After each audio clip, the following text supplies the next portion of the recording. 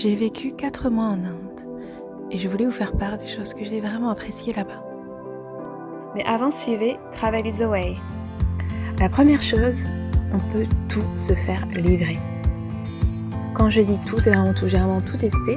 Et en fait, c'était grâce à Amazon qui lançait un service de livraison de produits alimentaires. Et j'ai testé donc la version bêta à New Delhi.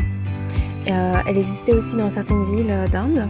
Et en fait, je me faisais livrer au travail pendant 4 heures ou à la maison à l'heure que j'avais choisie. C'était vraiment pratique. Donc même pour le jour même, je pouvais me faire livrer. Ce que j'avais aimé aussi, c'est pouvoir se déplacer en voiture pour pas cher. Il faut savoir qu'à New Delhi, il n'y a pas beaucoup de lignes de métro. Et donc il y a des taxis, il y a des rickshaws, mais donc les rickshaws c'est les tuk-tuk. Et donc les tuk-tuk sont vraiment pas chers. Quand je dis qu'ils sont pas chers, c'est que pour aller au travail, par mois ça me revenait à peu près à 60 €. Donc le prix même moins cher qu'un pass Navigo.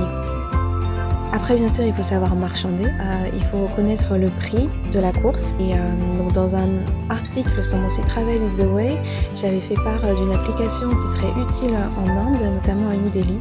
Parce que vous pouvez donc calculer le prix du trajet avant de négocier avec un rickshaw. Alors autre chose que j'avais adoré en Inde, c'est qu'on pouvait prendre une pause pour le chai. Le chai c'est un thé avec quelques épices. En fait ça veut dire thé même en hindi. Il y a plusieurs dialectes en Inde. En tout cas le chai c'est un peu sacré, donc on peut avoir sa pause en Inde. Il n'y a pas plus d'explications à donner que je vais me prendre un chai. Et j'avais adoré, c'est un peu comme nous, notre café en fait. Et vous, qu'est-ce que vous avez aimé en Inde?